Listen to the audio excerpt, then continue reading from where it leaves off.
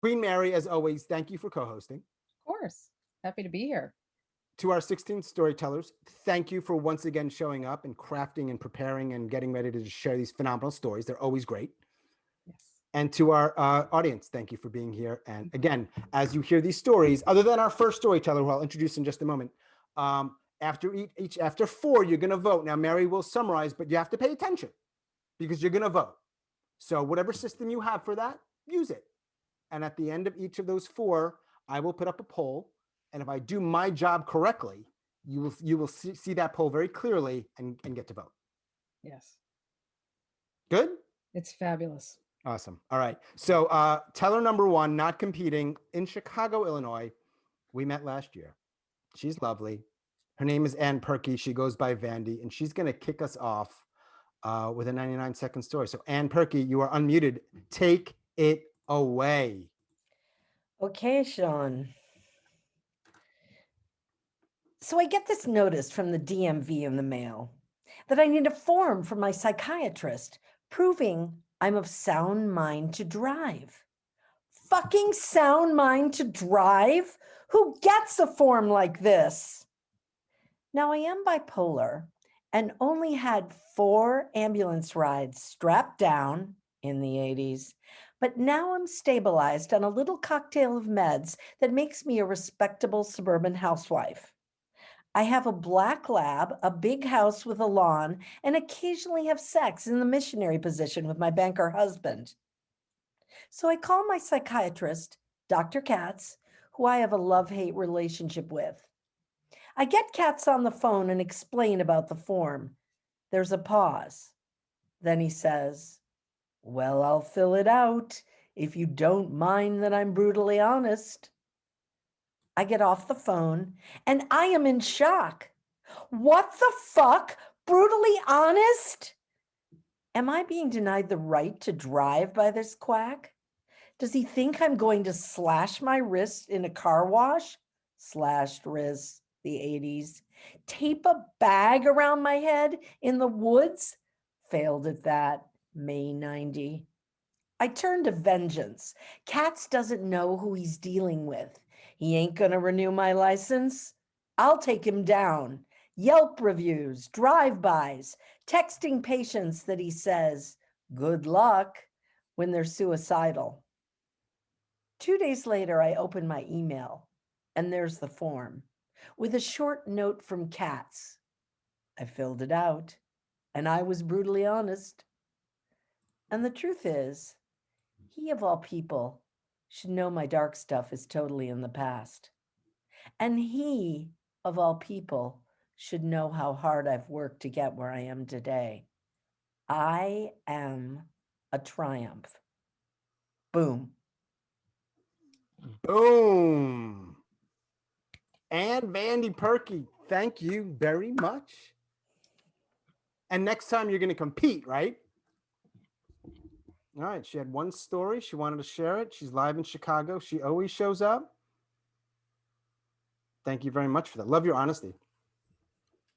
Love your honesty. Yeah. As always. All right. Don't be offended, but we're gonna take you off of Spotlight, and you've muted yourself. We have trained them well, Mary. We have. This is a, amazing group. So they already know what's going to make it run well. I love this about them. They're amazing.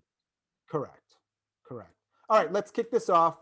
A couple people are rolling in, but we are at the time where we need to start, and we're going to keep this moving fast. Now, you all see, I'm just going to mix these up right here.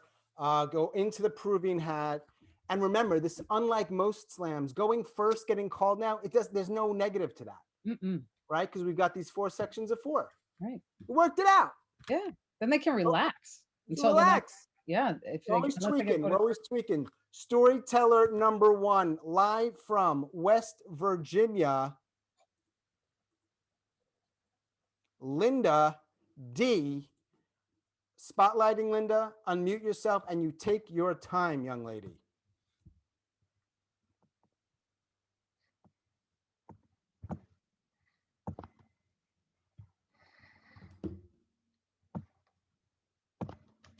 In all of her 79 years, Grandma never had a brand new car.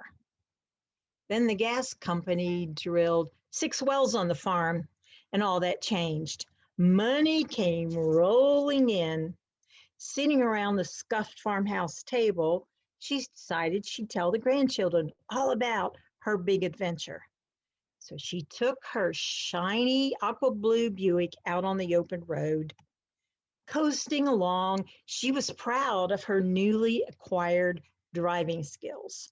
She rolled her sleek sedan down Highway 33 towards Elkins, West Virginia. At the top of Punkintown Hill, she floored it. Ahead, a totally unobstructed open mountain mile straight shot.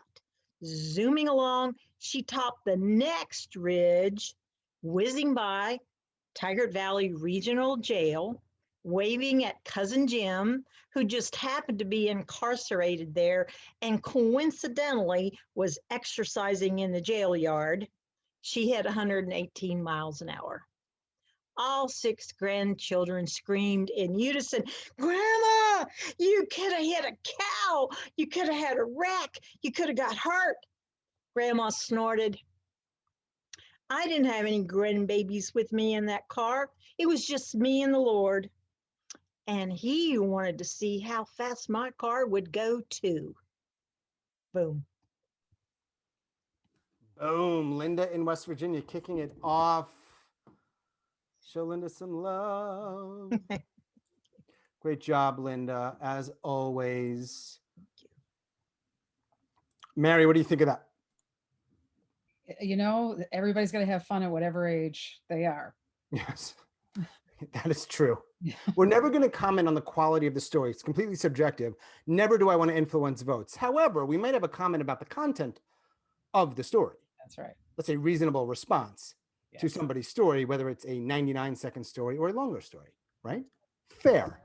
I love this event. It's amazing, I Sean. just love this event. It's amazing. All right, next up, we're going to keep this moving along. Storyteller number 2, Ms. Janine Scott. I'm going to spotlight you. Janine, you take your time.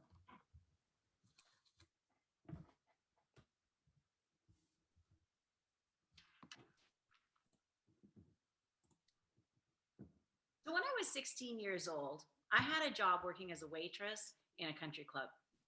This particular day, it was super busy.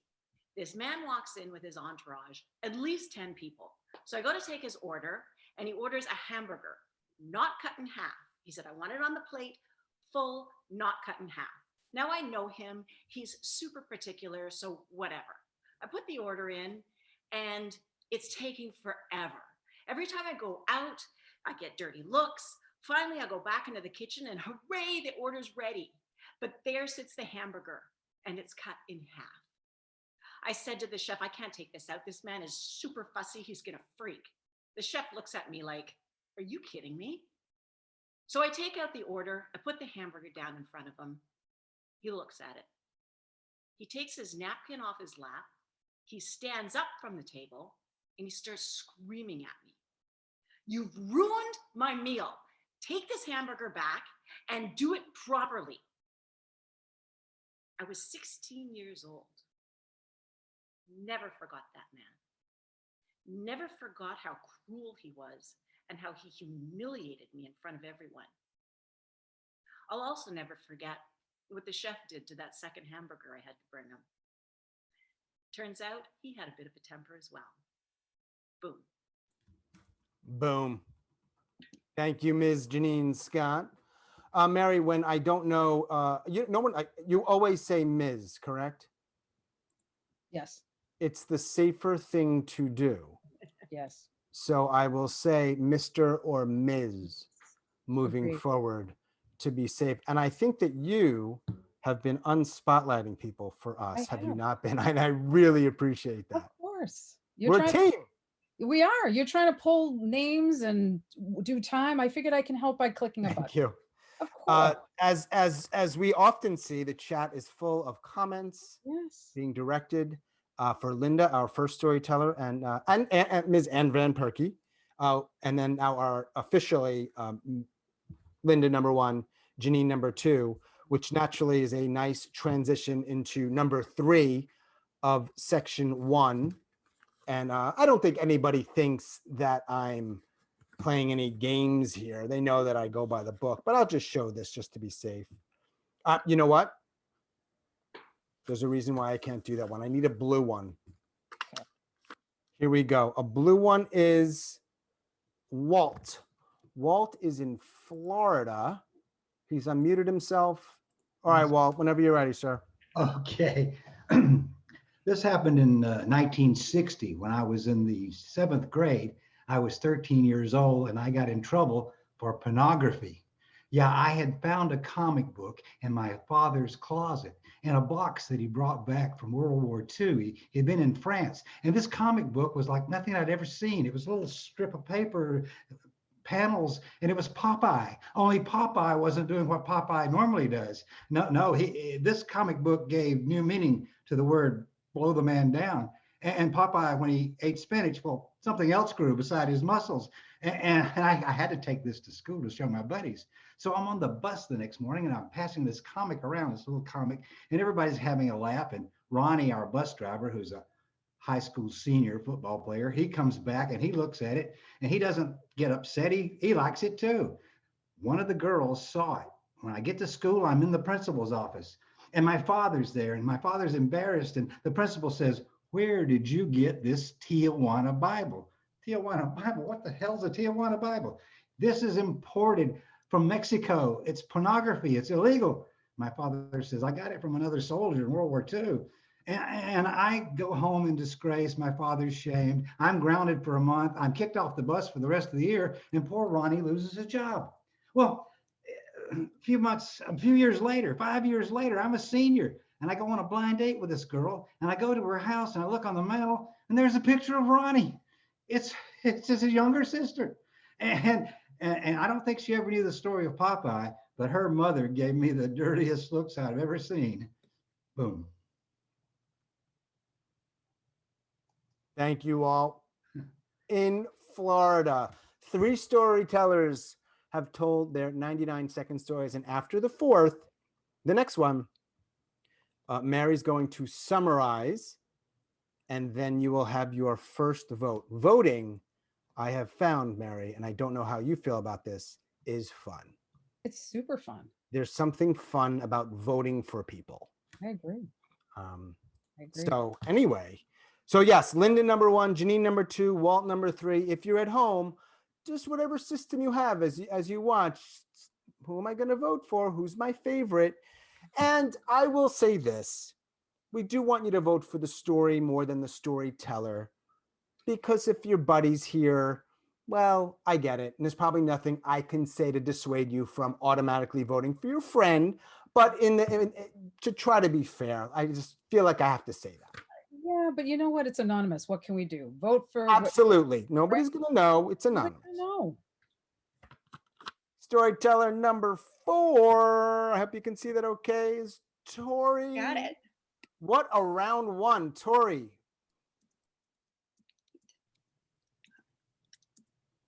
So it's February 2021, and I'm working my very first volunteer shift, calling people on the phone in Group 1A, booking appointments for the COVID vaccine. This is the best volunteer gig I've ever had. Every person I reach is so excited to hear from me. And when they realize that I can book the vaccine appointments, they start sharing my phone number with their friends. And my phone starts ringing and it's ringing. And every time I'm on the phone trying to book an appointment, my call waiting is beeping. And it's beeping so much, I'm having trouble hearing people. My first day on this job is nonstop.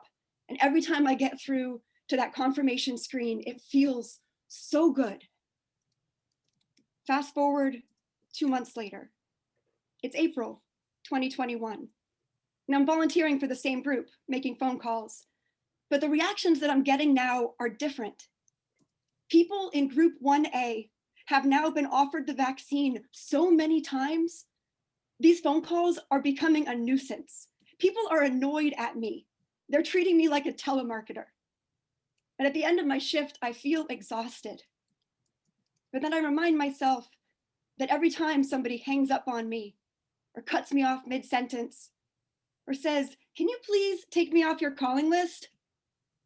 that means that they already got their shot. And that feels so good. Boom. Boom to section 1. Thank you, Tori. So, Queen Mary, I've got great news. Yes, You know what the news is, right?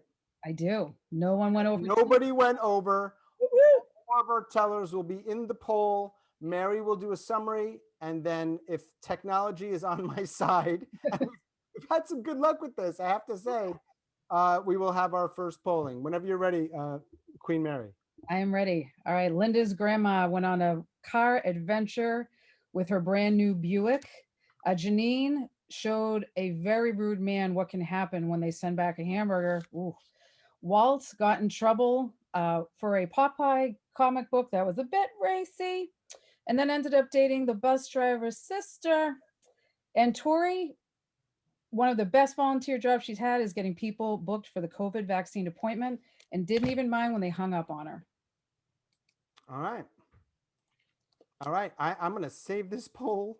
There's always a moment here. I have to tell you, when I am about to launch the poll, I have to cross my fingers and say, I hope this bad boy works. All right. So to be clear, once again, we had, ooh, What's the matter? hang on a second. I may have made a mistake. Do me a favor, Mary. Yes, darling. Hang on. Sorry, y'all. Yeah, so we had Linda, Janine, Walt, and Tori, right? Yes. This is what happens when you don't clear prior or old polls. You have a bunch of them, and if you launch the wrong one, boy. All right, here we go. I'm going to launch it right now. We should have everybody except for me and Mary can vote. Please, everyone vote. That's 40 people or more. We lost people? Hmm. All right. We have got about 3/4. People are voting fast. They're not playing. No, they already know. If everybody votes, it could make a difference. There's at least one person who hasn't voted. Don't have to. We'll give it a few more seconds. No rush, right? No rush. We're having a good time. We're having a good time. And you know what? If this were live, like in a real theater, you wouldn't want dead air. No. But with Zoom, it's a little different. I've learned people are home. They're doing their own thing. They're probably multitasking. That's all. So, hey, we'll give it another. Is it going to make a difference? I don't think it will. Okay, I can end it, right? Yes, you can end it, love. I'm ending that poll. Okay, great job, y'all. Section 1 is done. We do have a winner. And then Mary and I will put 1 or perhaps 2 additional tellers through. That's, what do we want to call that? Swag or power? Power. We have that power. Yeah. All right. Let us continue. Not round 2. Round 1, section 2. Let us continue with the stories from. How's my lighting? It's terrible, isn't it? It's doing some things there. No, I'll work on it. I'll work on it. Chetter, let me find you, sir. Mr. Chetter. There he is. Whenever you're ready, take your time. Now, I'll be the first to tell you that I've had a number of jobs over the years, but none could have been more adventurous to me than my brief stint as a male exotic dancer in the Queen City of Charlotte, North Carolina. And I actually took the job on a dare, and because I did need the money. You see, by day, I was a boring, stuffy, underpaid museum professional, but by night, I was the pole-swinging dick dancer going by the name of Chocolate Blunder. And the only thing the 2 jobs had in common is that, well, I was very well exposed to the general public in both. And because this wasn't your typical part-time job, of course, I had to get a new wardrobe and accoutrements and a dance routine, which was done to the #1 dance craze at the time. Macarena, Macarena, Macarena. Hey, Macarena. Now, things were going well, and I was actually earning a lot of money until one night I ran into these 2 guys who took particular interest in me. So I finished doing my number, and I got on the floor and started working the crowd. Well, we struck up a conversation, and turns out they were telling me they were from the area. Then one of them said, you know, I could have sworn I've seen you somewhere. Well, it turns out as the conversation got deeper, not only were they from the area, but they also knew my boss at the museum because they had grown up and gone to school with them. So on that night, I had to make the difficult decision to, well, retire my G-string and give up dancing. Boom. Boom. Chetter are you in Denver? Atlanta. Why did I think Denver? What is that about? Atlanta, Georgia. Well, we have people from all over. That's what happened, Sean. Right. They're all over the place. All over. Someone's in Thailand right now. It's morning there.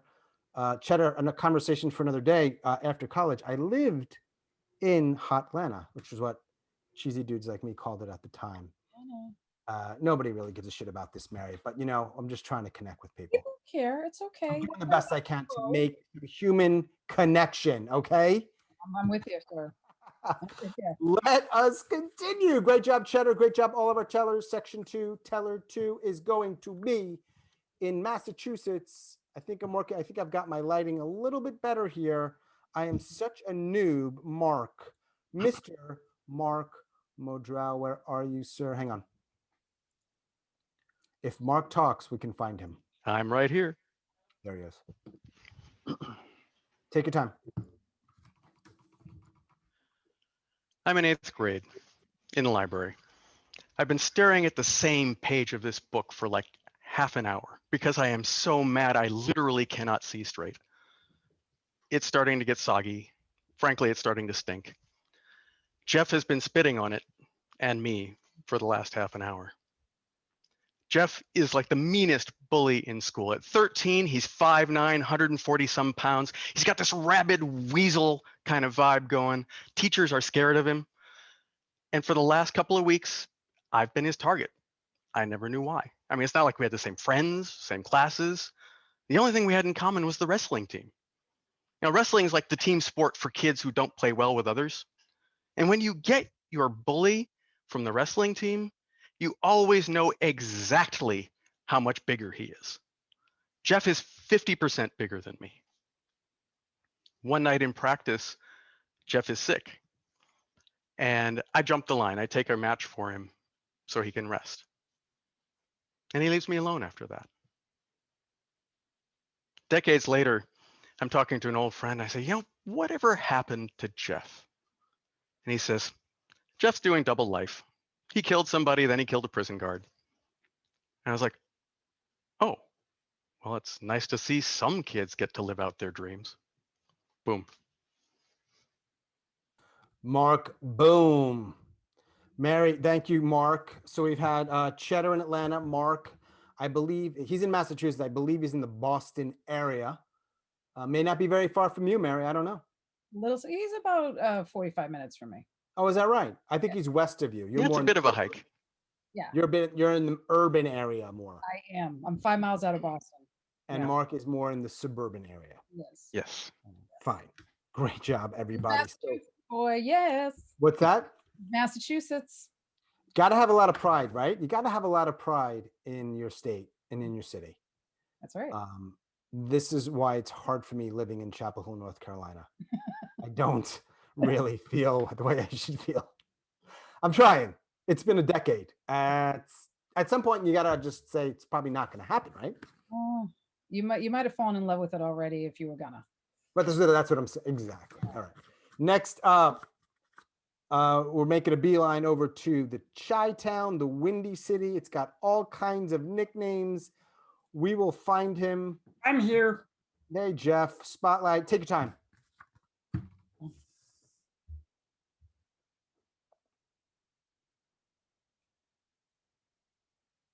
It's a Saturday night, and I'm stuck as a 13-year-old at my grandparents' doing all the thank you notes for my bar mitzvah. All 400 of them. This is the last thing I ever want to do on a Saturday night. And my grandmother, God bless her, I love her to death, is the sweetest lady in the world, but she's playing the ultimate guilt trip because she's so sweet that I feel like I have to do this. I finally get to one, Maureen. Maureen is the woman who works with my grandfather at his business. And she looks at it and she kind of has a weird look. And we start to talking, and somewhere I make a joke about the fact that, well, it's not like they're having an affair together or anything. And that's when there's a minute of silence. She kind of tries to cover it up. But at 13, you kind of know when you have those moments, then things are different. I idolized my grandfather. He was one of my favorite people. But at that moment, the idolization stopped. It was never the same again. He hurt my grandmother. And it's something I always remembered and I never forgot. Boom. Jeff Stein bringing it from Chicago, Miss Queen Mary. I'll tell you what. I don't know how you feel, and I do want to hear I want to hear how you feel. You know, I'm a feelings guy, right? You are. I know you are. I wouldn't want to be in section 1 or section 2. No, absolutely. I just wouldn't. The stories are really strong, Yeah. as they typically are. We have one more teller in section 2. And then we will, you will do what you do as well as anybody arguably in the world, which is summarize. Thank you. Not the only thing you do really well, but that's one thing you do very, very well. Okay. Yes, I'm known for that here. Yeah, it seems like you've got like it's almost like a legendary thing you're building. And we've got one more teller, and then we'll do the poll. Cool? Cool. I So love far, it. so good. Next up, Eva, let me find you. If I pronounce your name wrong, apologies. EVA, just to be safe, and Ms. just to be safe. There she is. I'll spotlight you. Take your time. Marsha P. Johnson was not a drag queen. You know, my friend, her debut as Latina, the red dress, perfect. The ground, she spikes in heels, the lips just so in sync. Quizás, quizás, quizás. Her legs prepped for revelation. Her eyelashes sling and rise, casting us in a spell as woman of uncanny magic. We savor among ourselves. The level focus of her gaze, like a mama lion with a hip sway. The tilt of her head, the fan over her shoulder, the crowd goes wild. See, in this space, we can be one. She suffers for it, she says. But look, Latina hits the sweet spot. And the nerve. I have a red dress. I don't wear it. I have heels. I can dance in them. But outside this space, it has historically not ended well. For this diamond clip of time, Latina defies the violence she knows. So close, I can smell it. She delivers interbeing. It's a risk she takes for joy. Revel in that. I do. Boom. Thank you, Eva. Eva is her first time storyteller here to the 99, and she says, boom. What do you think of that, Mary? I was listening when we were talking about You it. don't have to do it. No. Nobody's going to make you do it, but hey, why not? Exactly. Clear, it's easy, it's one syllable. It clearly says my story's over. So Next. thank you very much for that. That is the end of section 2, and I am happy once again. You know why, Mary? Because no one went overtime? Because nobody went overtime, which means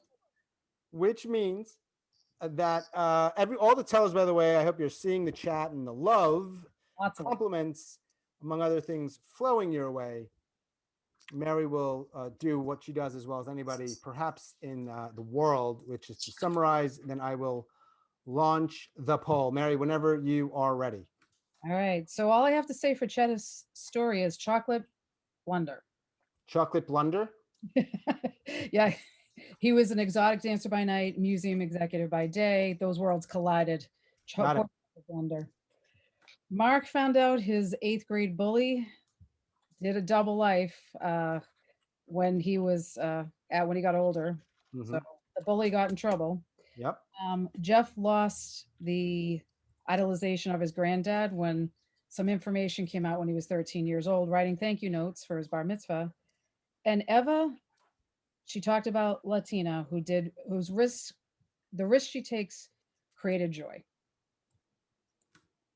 All right, let me just finish up this poll here. I will remind people that if for whatever reason you didn't get a chance to hear all the storytellers, don't vote, just to be fair. So it would make the most sense that to vote, you would have heard all of them. Presumably everyone here has, but you might have come a little bit late. A couple people did. And you can vote for yourself. What's that? Storytellers can vote for themselves. Yes, everybody votes. If I were you, I'd vote for myself, but you might not be that person. I'm not going to tell you what to do. Mary, would you please for Jeff give me another keyword other than grandfather so that this poll is very clear? Thank you notes. Okay, thank you. All right, I do believe we are set with that one. I shall launch it, and 45 people, including all the storytellers. Yes, if you told a story, that includes you. You get to vote. If Sean can find it. Chetter, Mark, Jeff, and Ava. We're launching. Vote away. Such good stories, Mary. I know. Is now the time I pour the drink, or should I wait? No, I think you should pour the drink. You've been working hard. Why wouldn't you pour the drink? Well, somebody's got to hold down the ship. You can do it, right? I can. If you're pouring a drink, I can hold down the ship. You know what I'll do? After round one, people are voting. We need all the votes count. We still got about nine people could vote. Yeah. That's why it's tough. They're trying to figure out which one they're going to vote for. Between round one and round two, we're going to hear a little bit from our tellers in their lives, very brief little blurbs about perhaps stuff they want to talk about, plug and things like that. And then I'll plug a little bit myself, Why not? And you too, right? Of course. Of course. I am going to close this poll number 2 of section number 2 in round 1 because we do have a winner. Do you agree with me, Mary? I think we do, yeah. Awesome. There have been a few people. I don't get to see all of the chats, the messages, but people are responding to my comments about Chapel Hill. Yes. They liked it. They've been here. Beautiful, etc., and so on and so on. So I just wanted to address that. It is a lovely, lovely place to reside. If you've heard the idea or the expression, no matter where you go, there you are, perhaps that's what we're really talking about here. It is. See? You know what I mean? Yes. Doesn't matter if you're in Boston or Atlanta or Chicago or anywhere else, Mary. No, it's true. We're all together here on Zoom. Round 1, section 3, 8 storytellers done. None went over time. 8 more to go. We will then make announcements. At some point before then, I probably will pour some Uncle Nearest with a couple of ice cubes. Absolutely. First teller of section 3, Barbara. Barbara, where are you? Right here. There you are. You see me? Yeah. Take your time. Okay. Thanks for finding us. Actually, somebody who is also in it, Nadia, is from our Chicago storyteller group, and she told me about it, and I thought that sounds like fun. So awesome. Thank you for running. I kind of call this Barb versus the tornado, but I knew that was going to happen, and I did it anyway. This is like a perfect epitaph for me because I take a lot of risks that can be classified as anywhere from foolhardy to breathtakingly stupid. Case in point, on a hot and stormy July afternoon, I'm being bored to restlessness in my job as a manager at a backyard nature store and decide to play a little midday hooky and go shoe shopping. As I approach the mall in my truck, I see a ginormous funnel cloud that is, its mouth is suspended about 30 feet from the ground. And while everybody whose common sense is still intact is like going that way, I drive right into its path. And I get out of my truck, and as it goes low and slow over me, I kind of look up into it and I see flashing lights, like twinkling colored lights. And I realize it's the water vapor in the cloud that's making the lightning look like twinkling lights. Then it occurs to me, I don't think I should be here. So I get back in the truck, go to behind an apartment building right there, and then a microburst comes and the rain comes and my car is being dribbled like a giant Michael Jordan is just whacking on it. And then it passes. And now I want my tombstone to read, I don't think I should be here. Boom. Boom. Thank you, Barbara. Where are you, Chicago? Yeah. Fantastic. Thank you for joining us. Mary, one of, I think, 4 first-time 99 storytellers here. They've probably been telling stories for years, but not everybody knows about me or this event. No, Things not take yet. time. It takes time to grow, right? It does. But yeah. So thank you. And there was something else I wanted to share with you, Mary. What it was I did sneak off. I was multitasking. I just feel like I have to be transparent during that story. I did sneak off and pour myself that Uncle Nearest.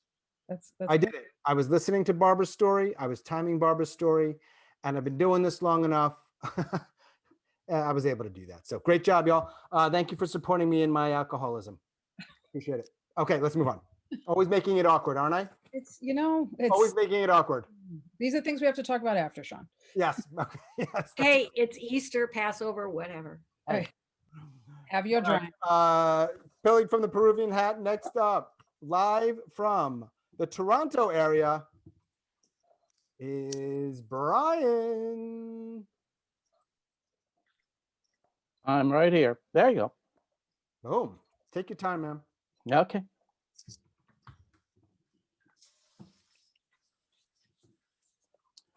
Tomorrow is the anniversary of my mother's passing away, and I was thinking about the special bonds we have with people, especially with our parents. I was not in Toronto when she died. I was in Manzanillo, Mexico, with my soon-to-be ex-wife, Vivienne, and we were out on a paddle boat. We went out early enough so we wouldn't be caught in the noonday sun, and as we're paddling back to the resort, I noticed the paddle boat, the other one that was out, has flipped over and the women are in the water, and I go over to help save them. And I helped move the boat to a beach across from the resort, and we're waving at the resort, come over, save us, save us.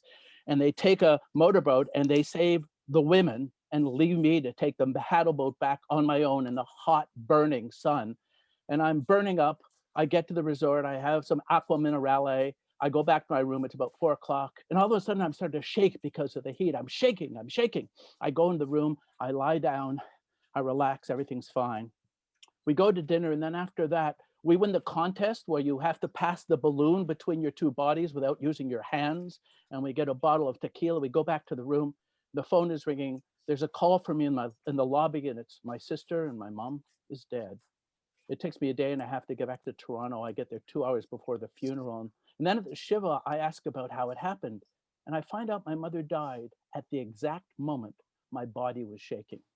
So was it the heat, or was it that special bond? I'll let you decide. Boom. Boom from Toronto. Thank you, Brian. Mary, we had 2 storytellers tell their 99s, Barbara and Brian. You can't plan an all B section. No. It's a coincidence. If people push back, I understand. But sometimes it happens that way. Yes, it's the hat. You believe in sort of spiritual things. I do. Right. So maybe Yes. there's no coincidences. I don't know. That's what they say. Who says that? They. Who is they? All of them. What the hell are you talking about? Next up, West Coaster. Let's find Michael. Give him a big old spotlight. Take it away whenever you're ready.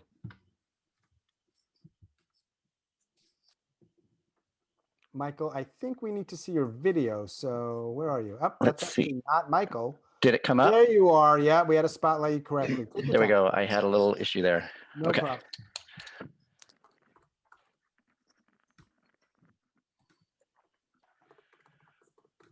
I hope everybody on this call is lucky enough to have that kids' vacation place. For me, that was Hampton Beach, New Hampshire. And my grandfather would rent a cottage on it was literally on the beach on a little dead end road. And all the family would come up there. We'd be there for a couple of weeks or a month. When I was 10, my grandmother brought my dad a gift of 2 metal detector kits.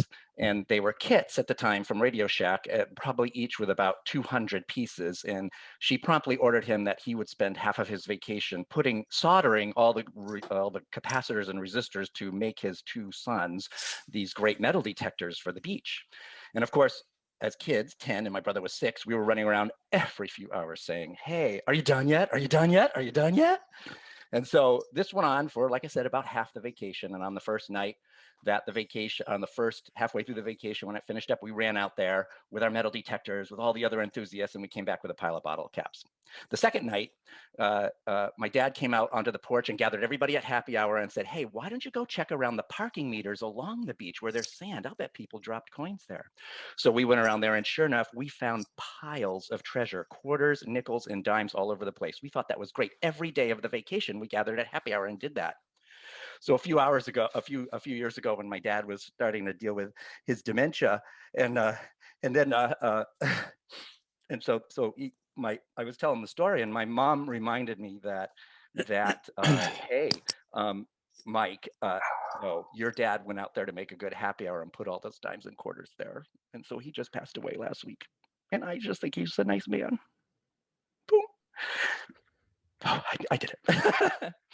Boom. Thank you, Michael. Thanks, man. You did it, dude. Some of those stories are tough stories to tell, Mary. I always admire anybody who's willing to tell them. Yeah. So thank you for that. And all of our storytellers, of course. Great job. Thanks, Michael. Good seeing you again, man. All right, let us move on to storyteller number 4 of section 3. Madeline, we're going back up north of the border. Matt, I'm gonna spotlight you. I can hear you perfectly, and you take your time, young lady. Okay, I will.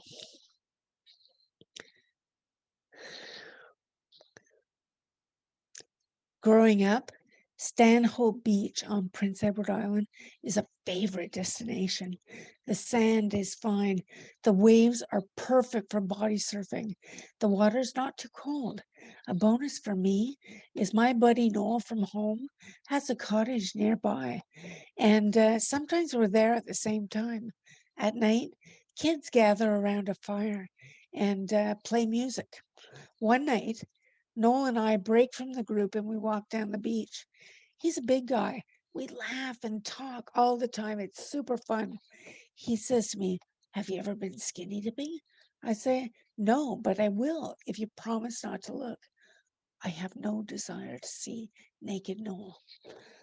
Okay, so he promises, and we take off all our clothes and we jump into the ocean. It's a wonderful experience to be floating around in the waves. The moon is bright, and below the surface, I can see the tan lines from my bikini. But then I look deep, and it's really dark. And I imagine the shark from Jaws about to eat the swimmer. And I say, "I've got to get out." And I say, "No, just don't look, okay?" Back at the fire, I relax. I mentioned that I comment on how the moon is beautiful, the music is beautiful. Noel says, "Oh yeah, that moon really was beautiful." And then I realize, "No, you promised not to look." He laughs and says, "Yeah, but I lied." Boom. All right. Thank you, Madeline. In Quebec, I believe. Yeah. Now, I went over. Madeline, I know. you went over. I know. I don't. You know why I'm upset. Well, one, I love your style, and I want you to compete. But now, who looks like the bad guy, Mary? It's always me. I know. The bad guy. All right, so Madeline, we can't put your name. That's okay. But next time? Yeah, well, we'll see. All right, Mary, please summarize Barbara, Brian, and Michael. We will launch poll number 3. You got it. You got it. So Barbara versus the tornado, and she realized she didn't think she should be here when she went up against a weather thing happening. Mhm. Brian started shaking, and was it because of the heat or because his mom had passed away at that exact moment? We're Mhm. not sure. Mhm. And then Michael, they say that coins come from heaven, but his dad made sure that coins were coming during happy hour while he was vacationing up at Hampton Beach. Got it. I'm going to save this, and you don't need all the inner workings of it. We will launch poll number 3, section number 3. We have up to 45 people who can vote. So please vote. And then we will go to section number 4. And those 4 storytellers obviously have been waiting patiently, and they will vote. Again, Barbara, Brian. And by the way, I apologize, Brian. I spelled Brian's name Braine. It is Brian. To be clear, he is number 2. It should be very obvious. And Michael. That voids the free trade agreement. Yes, fair. He's Just to be clear, Brain is Brian. Brain is Brian. That's never been happened before. Thank you. Jays beat the Yankees 2-1. Just want to let you know that. Goodbye. Thank you so much for that. All right, let us get, we have about 4 more people that could vote. Please vote. And I think we have a winner here. We do. All right, cool. Let's end this bad boy, move on to our final section of round number 1.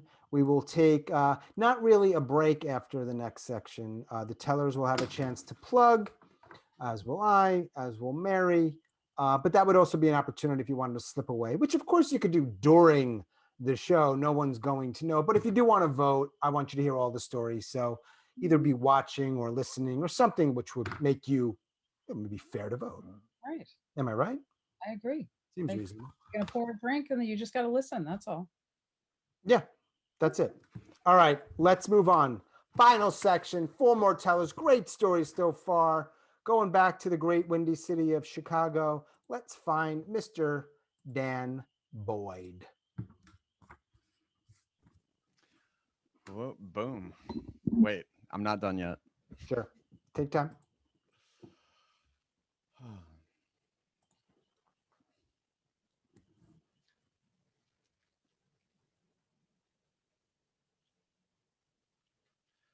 I'm hanging out in the kitchen with my significant other, and we're casually chatting when she cuts me off to say, I'm gonna go take a quick power shower. And as she's walking past me to go to the bathroom, she's giving me this look of just abject disdain that makes absolutely no sense to me. And I explain that it makes no sense to me by giving her this face. And she says, do you realize that English is my second language?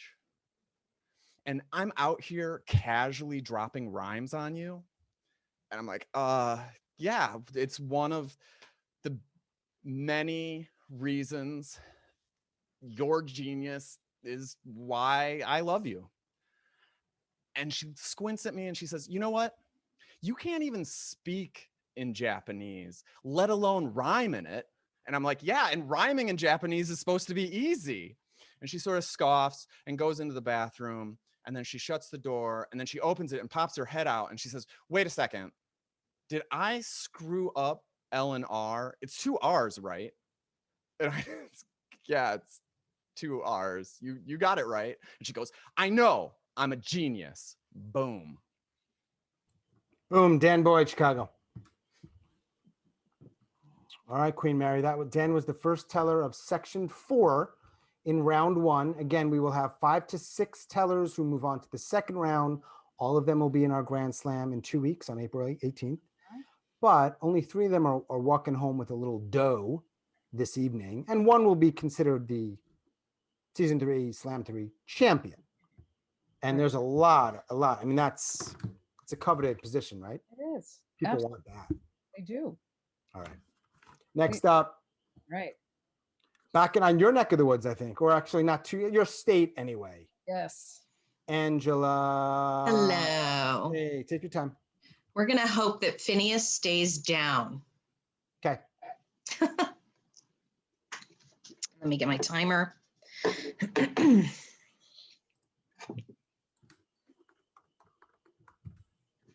I'm in the corner of a ballroom and I'm sobbing. I can't walk through a room of 600 people. I can't run to the bathroom like this is the high school dance. I can only try to be very, very small. I'm working for a dance company and this is our gala. There are women in ball gowns and diamonds, men in tuxedos and impeccably polished shoes. I see a woman lead a frail man to the dance floor by his hand and they're swaying, but when I look at his face, he seems scared and confused. And I've seen this look before on my grandfather's face. My factory working, oil changing, Philadelphia Phillies loving grandpa was my first dance partner. My grandparents had a hi-fi in the corner of a paneled living room that took up an entire corner of the room. And Pop-Up would put albums on and we would dance. I would put my feet on top of his thick-soled work shoes and we would dance around the room. I didn't cry when he died because by the time Alzheimer's took him, he was gone long already. I once went to visit Pop in the nursing home and I leaned in to kiss him and he pulled away because I scared him. He didn't know who I was. And it was the same look I saw on his face that I saw on the dance floor that night. I might not have cried for my grandfather when he died, but I cried for him that night in the ballroom when I just was a little girl who missed dancing with her grandpa with her feet on his dusty work shoes. Thank you. Boom. All right, Angela up in Massachusetts. Dan Teller 1 in section 4 was in Chicago. Mary, you know, others know I don't know if the word's obsessed with, but certainly interested in and consumed by location. You are. I think obsessed is a good word. Is it? Hats, Yes. whiskey, and location is a weird combination, isn't it? Well, it's just the beginning, Sean. We get to know you more and more as we go on. Yeah, I mean, tonight you probably have never seen my microwave, but hey, there you go. But we've seen it now. There you go. Yeah. Let us in. It's a piece of shit, by the way. Next up, Anu in Iowa, the great state of Iowa. You will unmute yourself and take your time.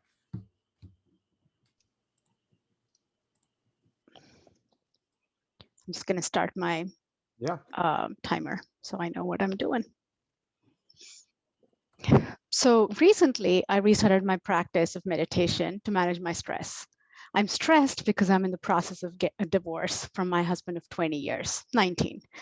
Anyway, so I sat up on the couch straight, put my palms up, and turned on the app and got comfortable to start meditating. Nothing happened because there was a cat on my lap, a dog snuggling next to me, and another dog licking my open palms. I was so annoyed. Can I not get 10 minutes to meditate? Then I started playing with the pets, and I was grateful because they could tell that I was upset and they were trying to support me. And the other reason I was grateful was the little fur ball purring on my lap, Kajal. Kajal has been with us for 18 years and has a front row seat for all the events in my life. As a little kitten, she immediately bonded with my husband and not me. And she would attack me from behind doors and bite my feet.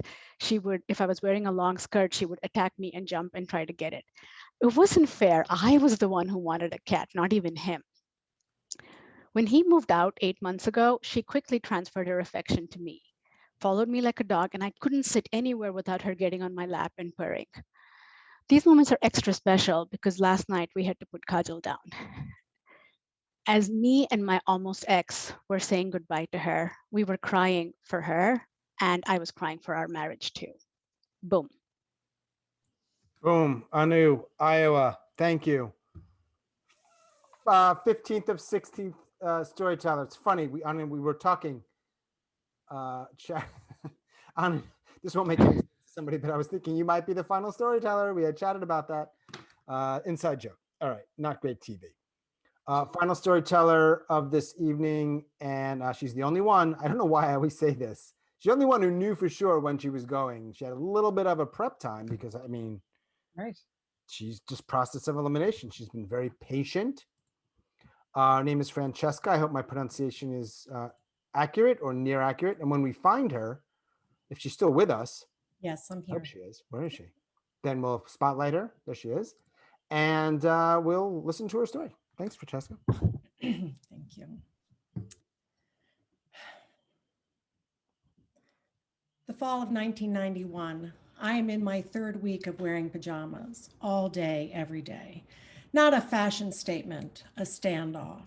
It's hard to say who's winning. My husband for not noticing that I am wearing pajamas, or me for not pointing out, have you noticed that I am still wearing pajamas? My mother said I came into this world with white gloves on. I put clothes on to be effortless, not to match so much as complement. How did I become this woman who stubbornly wears pajamas to the grocery store? It's 6 a.m. My husband has already left for work. He won't be home until after dark when I'm putting the kids to bed. My 3-year-old son, Ryland, crawls into bed with me. I turn away from him so he doesn't know that I'm crying. He puts his little arm under and around my neck. His hand brushes against my chapped lips. He then licks the fingers of his other hand and very gently wipes his fingers across my dry lips. In that moment, I think I have never known such pure love. In that moment, I realize my son deserves the mother he was born to, the one who gives a damn about how she dresses. It takes time to find the courage to leave the father of your children, about 6 months. On the day I said goodbye, I was wearing a nice pair of blue jeans and a simple cotton top. Boom. Thank you, Francesca. Chicago, right? I go back and forth between Chicago and Bloomington, Indiana, but Okay, all right. I'll be in Chicago permanently as of July. I go through Chapel Hill and no, I don't go anywhere actually. I want to go somewhere. Yeah. Good job, y'all. Great job to all of our tellers. Final round: Dan, Angela, Anu, and Francesca. And guess what, Mary? Nobody went over. So, whenever you're ready, please summarize, and we will do our final poll of round one, and then we will do a little break and announcements, and then announce our second rounders. We're making great time, by the way, and you're doing great. Fantastic. You're doing great, Sean. Thank you. Yes. So Dan learned that the language of love, even if there's problems with language, can work everything out between a couple. Angela wept for her pop because disease had taken him and someone else that she saw dancing in the ballroom. Anu lost her little kitty and then worked out feeling about her marriage during that time. And meditation's always good. And then Francesca, they say clothes make the woman. And she made sure those clothes made her when she left her husband. All right, I'm going to just finish up here. Okay. And just to be clear, can you please repeat Francesca's blurb? I said clothes make the woman, and she was dressed when she left her husband. All right. These blurbs are hard. Mary's very good at this. I'm not as good as you will see. I do believe I got everyone's name right. Hopefully the spelling this time. Apologies to Brian again. He's a very forgiving type of guy. Accepted. So, you see what I'm saying? I said apology accepted. Yeah, exactly. So we've got Dan, Angela, Anu, Francesca. I'm going to launch this poll, and 45 people can vote. I hope you do. And tellers and others, read the chat because there's a lot of interesting comments coming through. Here we go. All right. Okay.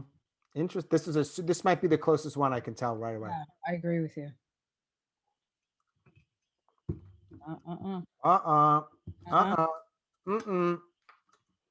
Keep on voting, y'all. We got several more people. We'll keep it open for like another 15 seconds or so.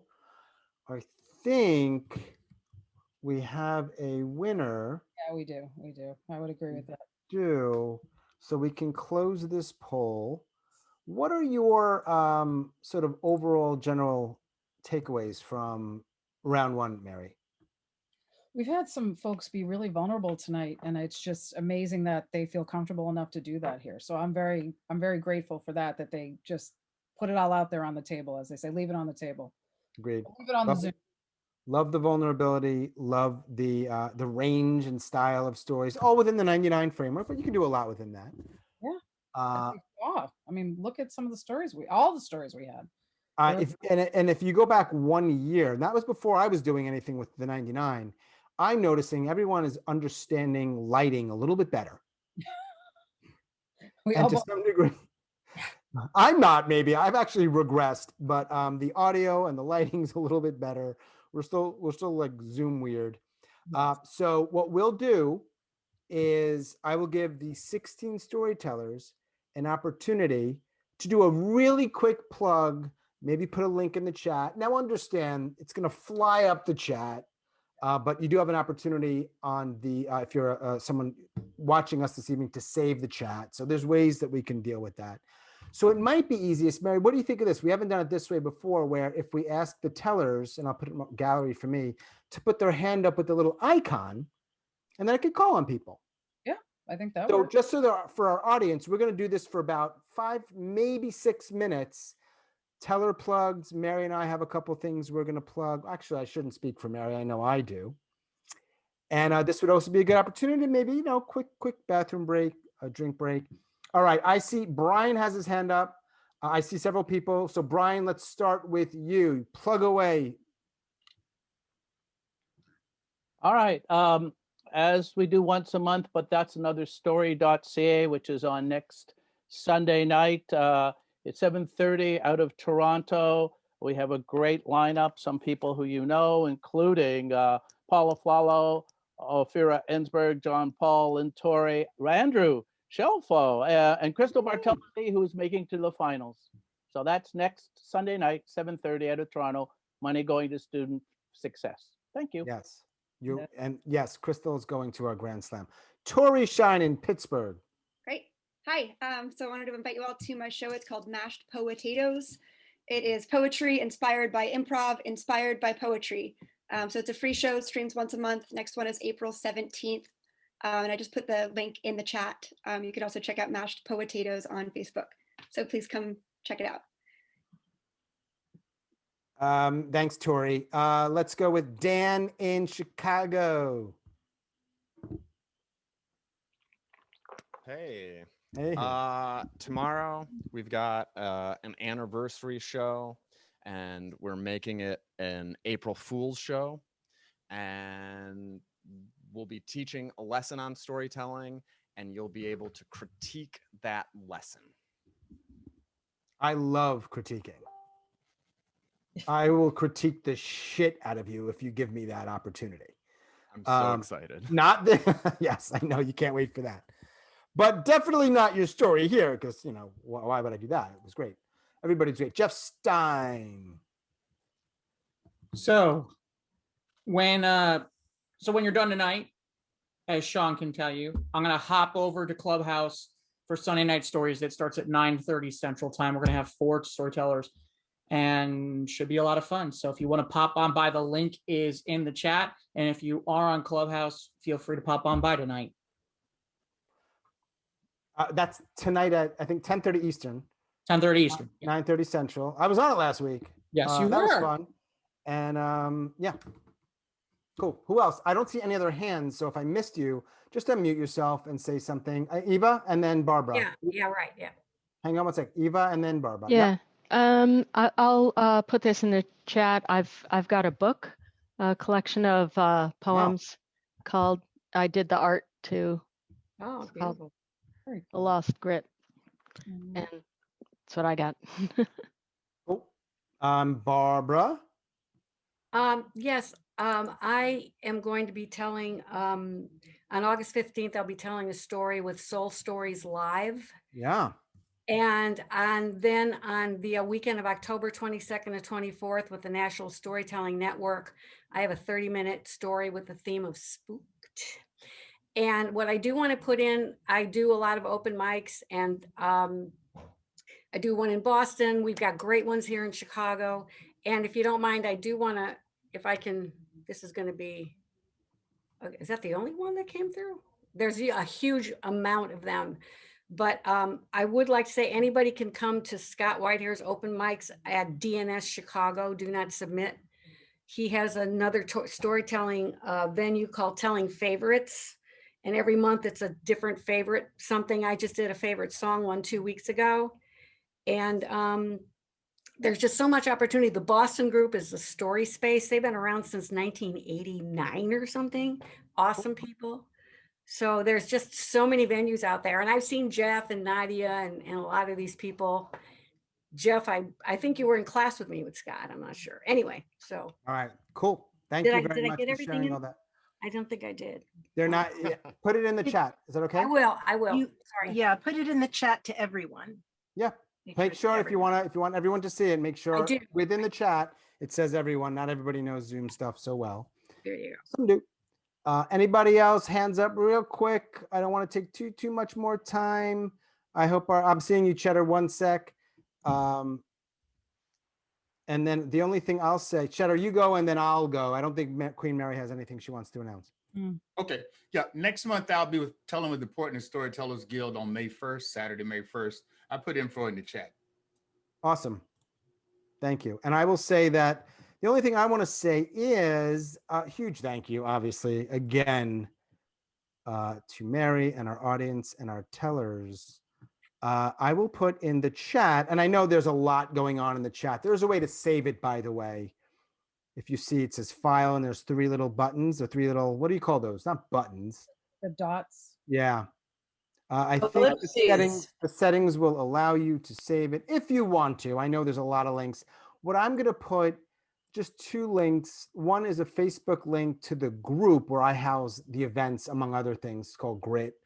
If you're not a part of that and you want to be a member, or it's considered a member, you'll just be notified more easily.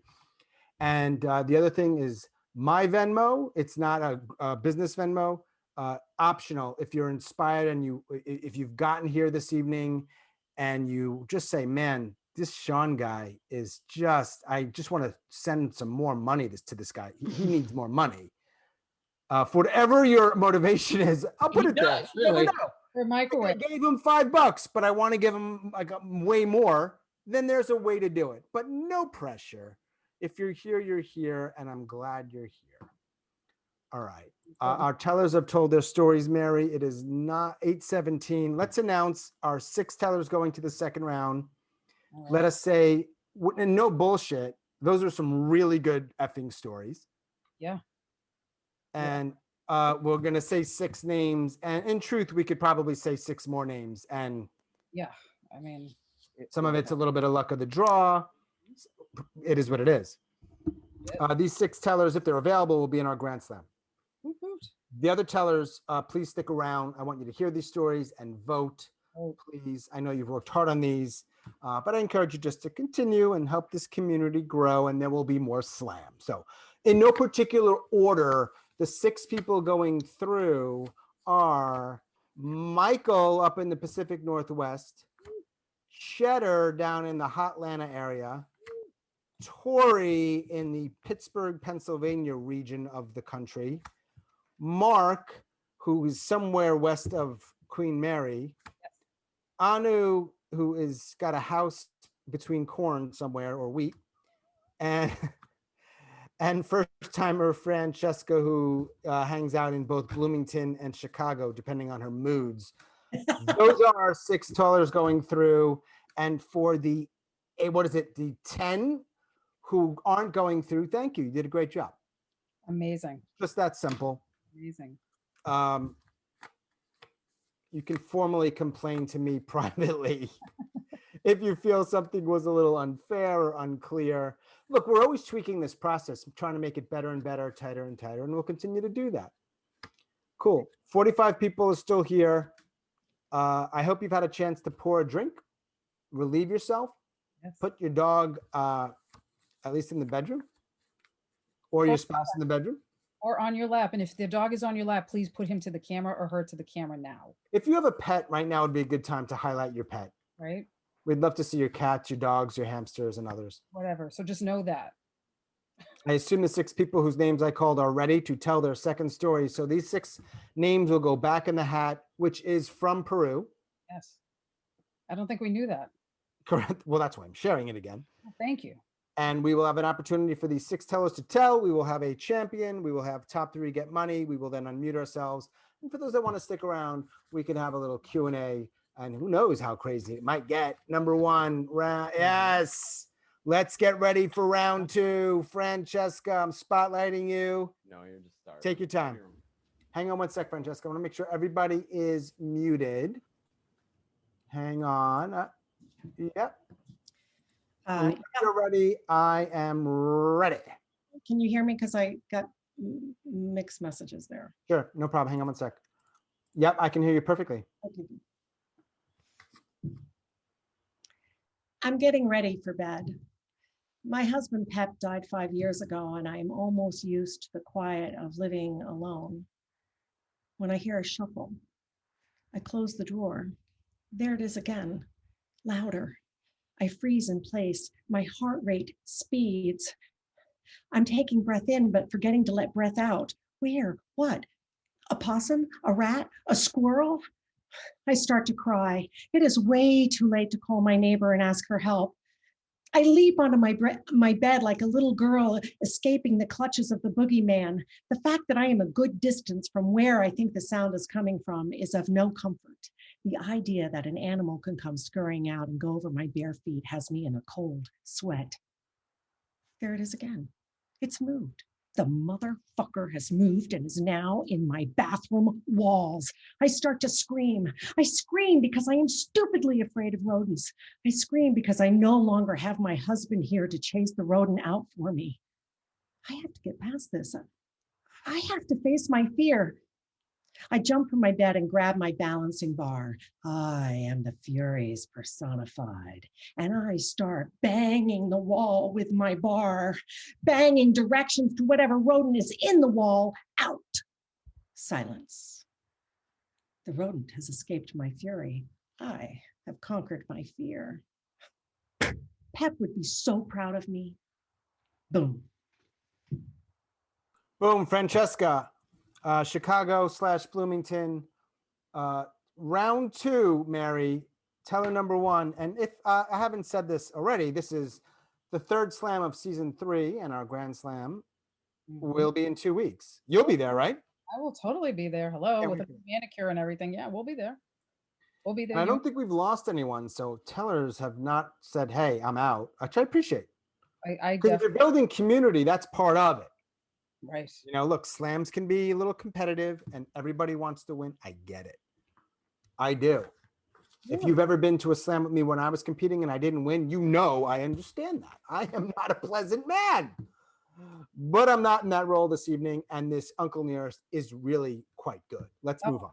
Delightful. You're not drinking anything tonight? I'm drinking Waterloo grapefruit. That's what I'm drinking. Wow. All right. Yeah, it's the hard stuff. You stay in your lane, I'll stay in mine, right? Yes, darling. We work well Okay. together no matter what. Teller number 2, live from Pittsburgh, is Tori Shine. Let's find Tori and spotlight her. There she is. Take your time, Tori. So I'm halfway through college and I've got this killer summer internship, and I'm running late for work and my car battery is dead.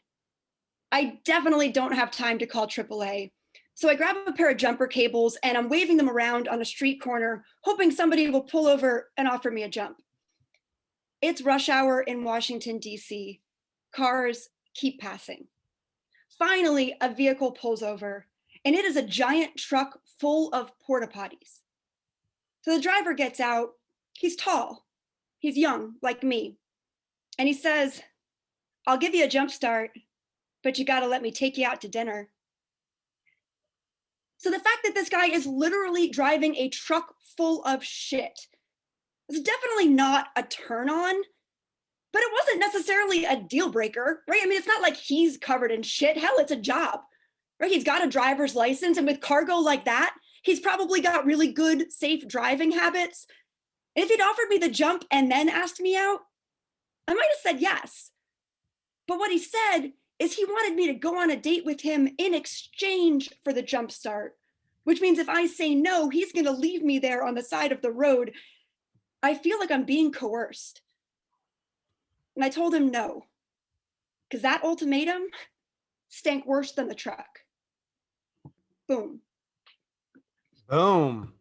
Thank you, Tori in Pittsburgh. Mary, I am tempted to ask our competitors, our slammers this evening, something about their cities. And maybe we'll do that afterwards because we want to keep this moving. For example, I'm not asking, but I'd like to ask Tori a little bit about maybe, I mean, there's a lot of good sports teams in Pittsburgh, college and pro. And Francesca in Chicago. I don't know why it doesn't need to be sports, but maybe I'll wait until after. Right? We'll just keep the stories moving along here. Exactly. Everybody Overall, wants the body of work this evening is astounding. incredible. Right? It is. Like like the first couple of slams, or at least one of them. This was back in like late summer. You slammed. You know how hard this is. I know, and it's amazing. They're just the level of amazing storytellers. It's just unbelievable. Yes. Indeed. Thank you to everybody. Right? Yes. Do you think if you keep thanking, it loses its luster a little bit, or you can just keep saying it? No, I think we can say to this group. They're an evolved group. Next up, you never know what you're going to get with this guy down in Hotlanta. Chetter. We're going to find him and we're going to spotlight him. Mary, help me look for Chetter. Oh, there he is. Got him? Yeah, I found him. All right, Chetter, take your time, man. It was once said that cocaine is a hell of a drug, but that bitch Crystal Meth, she's a motherfucker. And I ought to know because we had a 10-year tumultuous relationship with some incredible highs and some very low lows. As a matter of fact, one of the first lows I experienced was a day we can remember. March 19th, 2003, shock and awe. While we were bombing Baghdad, I was in the hospital emergency room trying to figure out why it felt like my heart was about to jump out of my chest. Little did I know that was one of the many side effects, along with the paranoia and the Coke bottle dilated eyes that you have from this drug. My habit was so bad that even a week-long stint in the hospital with double pneumonia slowed me down, because the first person I went to when I got out was, of course, my dealer. And the only thing that made me realize I had a problem was after a night of partying, or what we used to call shooting darts or getting to the point. I showed up at my doctor's office the next day so high that they had to send me off to a support group of all things called icebreakers. And from there, I began a long, long road of relapse and recovery before finally giving it up altogether. Boom. Boom, Chetter in Atlanta. Thank you. Bring on the fringe shirt. Let's promote that too. Oh. I got to get my ass in gear, Mary, because I got some fringe shit to work on. Oh, do you need help with that? Because I can help you get things moving. I just need a kick in the ass. I'm just, but people don't want to hear that. It doesn't make for great TV. Well, we just dropped it in there and we're moving on. We're promoting. Drop it in real quick, embed it in the conversation and move on, right? Move on. Let's remind everybody to look in the chat. Yeah. That is the main way people are communicating. Let's again thank all our tellers, including Vandy and Perky. I don't know if she's still with us, but she let us off. We haven't done that before. I like that. Maybe we'll do that again. Yes, I like it. I like it. So we have two names left, right? No, we have three names. Three names. We have three names. Yep. Yeah. So that means, by the way, if all the second rounders from the other slams are available and presumably interested, the Grand Slam will have 18 slammers. Wow. And I have a backup because one of our slammers from season 2, who was in the Grand Slam, couldn't make it. Oh. So I feel like it would be legit if one of our tellers can't make it, that we insert him in there. That makes sense. That seems fair. All right. Teller number 4. We're going from Atlanta north, a bit northeast, back to Mr. Mark M. Let's find Mark and spotlight him. There you are. They're helping us out, Mary. You gotta appreciate that. Because this is the group they are. We help each other. All right, Mark, take your time, man. I see cops through the hole they've made in my door, and I think I'll be taken more seriously with pants. I'm 18, I'm living in this dive apartment in Anchorage, 19 different roommates in 6 months. One night, Larry absolutely flips out, starts threatening to kill people, barricades the door with me inside. I'm in my room reading a book by candlelight. Larry drags me out in the living room, tells me we have to strip so we can feel the evil emanations. Our other roommates start coming home. Larry tells them they're all Satan and tells them to fuck off. They start collecting in the youth hostel downstairs, and I start yelling for people to call the police. And they do, but the police say that they don't do domestic disputes. Around 1 a.m., Larry points at my room and he goes, "Satan!" And I look over and I see flames. My candle burnt to the floor and lit the carpet. I grab up these curtains and I run in and I stomp it out. Around 2 a.m., one of my roommates decides to call the police again. This time they say it's theft because he can't get his stuff. The police say curses. Around 3 a.m., they show up. Bam, bam, bam. Larry calls them Satan. They are not amused. They break our door down. And then they say, "There's your stuff. Are you happy now?" And leave. Boom. Boom. Thanks, Mark. All right, that was Mark. Well under time. Tight story. Fourth teller. We've got 2 more, Mary. Then if everyone's under time, you will do it like you did last time, but there will be 6 tellers. You'll summarize. There will be 1 final vote. There will be winners, and there will be, I don't know, is it losers or non-winners? What do we say in 2021? Yeah, it depends. We could say non-winners. You can, but it's not really accurate. I guess it is. It's true. It's true. Here in Boston, it's like you're a loser, you know, Right. with an AH. Some But of I it's don't think I feel good about that. Some of it's the affect, the accent for sure. Is that? Yeah. Gotcha. All right, 2 more left. Let's roll. We're making good time. Not that we need to rush, but you know, we got to respect people's times. Exactly. Second to last teller this evening, back to Iowa. Anu, where are you? And we will hear your second story of this. Here I am. You're in.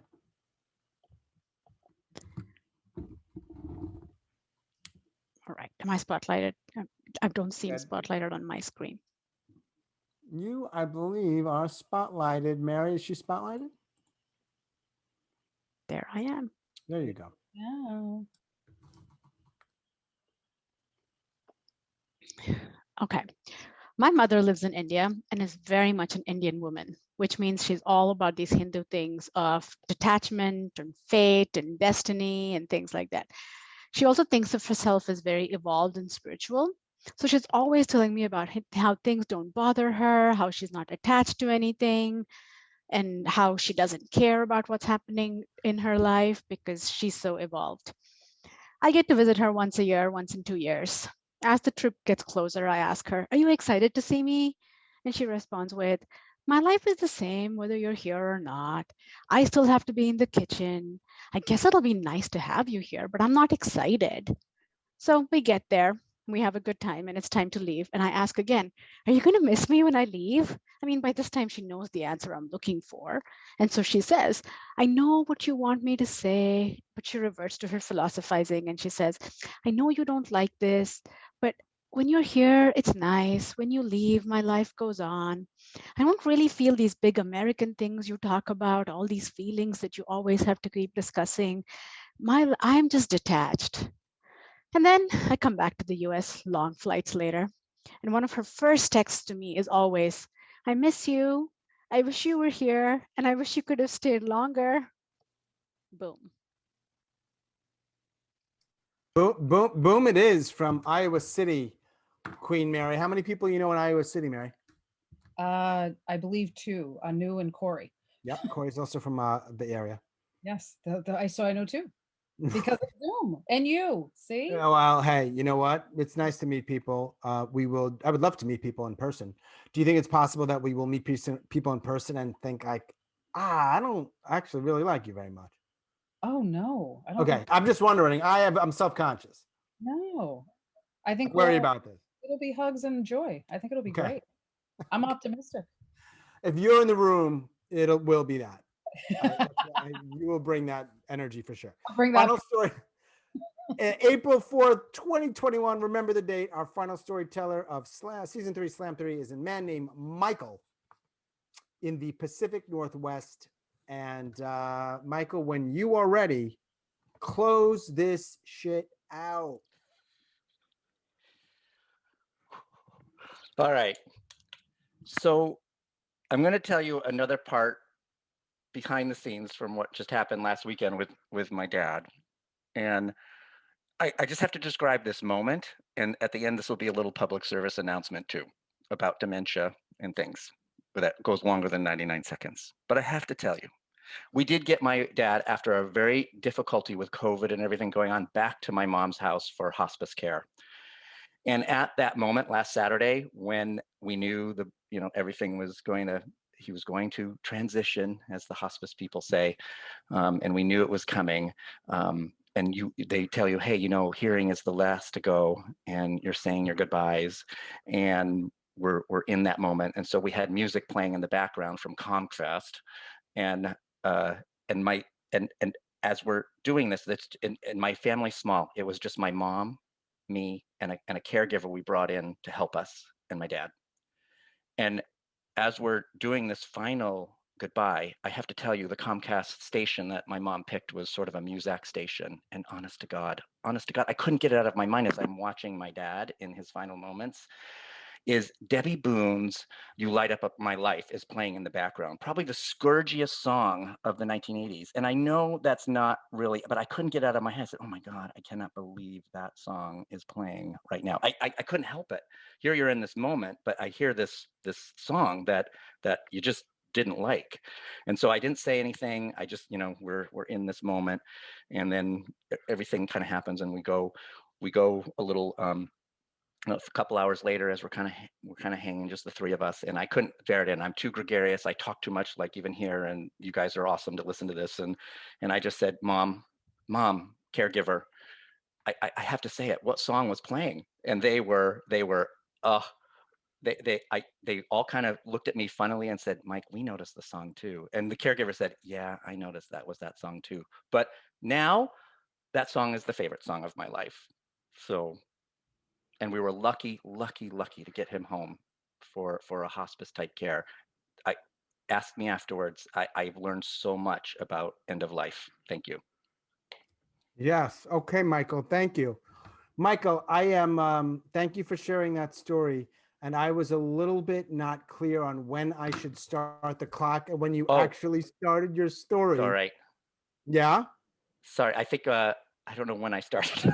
I don't either. So it was quite long. Okay, never mind. Don't worry about it. No, I'm going to put your name in the finals because I wasn't clear, and we'll let the audience decide. Okay. Even though it was over, because I wasn't clear. It's over. Don't worry about it. It's a two-parter and a preamble, but it's all good. Okay. This evening has just been okay. It doesn't matter. Don't worry about it. Yeah, no. We'll do that. And I wouldn't typically, but that's sort of a kind of a exceptional situation. Mary, would you please summarize for us? I will put them in, and we will take one final vote. Yes. We will have a winner, and then we will have a top three. And the reason the top three matter for this particular slam is I'm going to send them some lettuce. Yes. AKA dough. AKA moolah. Is it going to be a massive amount? No. But it's going to be something. It's still lovely. I mean, for the effort. Whatever came in from tellers and audience member goes right back out. Exactly. All right. I am ready if you are ready, Miss I'm ready. So Francesca was the Furies personified when she handled a sound in her house after her husband passed. Tori made sure to stand up for her rights and her values when a man in a truck full of shit tried to make her compromise to jump her car. Chetter, crystal meth was quite a dance, and he made sure that he got out of that dance and left her on the dance floor. Mark, God, the devil, Larry, and the cops. It was better he put his pants on to deal with them. Anu did get from her mother the fact that she missed her, even though she didn't necessarily say it when she was going to and from her, but those text messages made her heart, came to her heart. And Michael, You Light Up My Life song will be something he will always remember. All right. All right. Could you please summarize Francesca's again so I can put a decent couple of keywords in? Sure. She handled noise in her house on her own. I like the Furies personified, though, I have to say. What? The Furies personified made me laugh. That was cool. I didn't put that, but I think what I put is clear. I'm sure you, Sean, you're a master at the polls, so I'm sure. I haven't actually gotten that one before. See? Do you have any announcements before I launch this last poll, Mary? I don't have anything right now except I'm happy to be here and I'm happy to be hosting and I'm happy to see everybody on the 18th. So come join us. Awesome. Your Slam 3 winner will be revealed in just a moment. And we will announce the top 3 because those particulars are getting a cash prize. All of these people here are going to go to the Grand Slam. Here we go. Francesca, Tori, Chetter, Mark, Anu, and Michael. 42 people can vote. I hope you all do. Vote, vote, vote.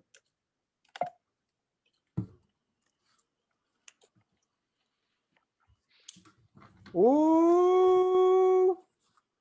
Should I make sounds? Yeah, I think sounds are good. You haven't done that before. We're always I have evolving. not done that before. It is gonna be a close one. I think our winner is quite clear. Yeah, I would agree I with you. think our winner, and I will say this, the second, third, and fourth is really close. Mm-hmm. So can you all please vote? There's actually only one other person, and look, it's Zoom. Maybe some people are doing other things, so let's give it a full minute, another 15 seconds. Yeah, I agree. And we have from that we do have a second place, we have a first place, and we have a third place. Yes, we do. Right? We do. Yep. Are you seeing what I'm seeing? So when we announce it, I'll announce third and second, and you are announced first. But we got to make sure we're on the same page. Yeah, we sure are. We sure are. I'm gonna text you right now. All right, cool. Do I need to know anything before we announce this? I don't think so. Do I need to know anything? I don't believe so. So no. I'm just- we should just. Are you messaging me? This is terrible TV, but No, well, listen, we're making sure it's right, right? making sure it's right. Right? Yeah. Message me second and third, so we're on the same page. Thanks, everyone. Again, you did a great job telling your stories, tellers and audience members for being here, being patient. Some of them even laughed at my attempts at humor. Well, this is a good group. They're supportive. Yeah. All right. In third place, barely, second and third were quite close. We're close. From Bloomington and Chicago. Third place, Francesca. Give it up. Give it up. Give it up. Give it up for Francesca. I'll do second and you do number 1, okay? Yes, yes. In second place, live from Atlanta, Chetter. Give it up. Chetter and Francesca are in the the place and show. Yes. And now you could drag this out more, but we won't. Queen Mary's going to announce. One thing that we haven't had that I pulled out for this. Oh, yes. I love it. Milk this as much as you want. Yes. So our first place winner made sure that she didn't get a jump from a guy in a truck full of shit. Tori! Tori in Pittsburgh, Pennsylvania wins it. Slam number 3, the champion. Great job, y'all. Thank you again, tellers. Thank you again, audience. Of course, Mary. And we will. What are we doing now? What are we calling this? A Q&A? It's not a Q&A, really. It's just we're gonna chill for a little bit. Yeah, it's the behind the scenes after show. For those of you that want to bounce, as the kids say, goodbye and thank you. And we are formally sort of ending this evening. Huge thanks. And remember, in 2 weeks, we have our Grand Slam. And for everyone else who wants to hang and talk and chat and congratulate and ask questions and complain and whine and plug and promote and whatever else, show us your animals and your pets. Hang out, unmute yourself, and let's talk. Thanks again, y'all.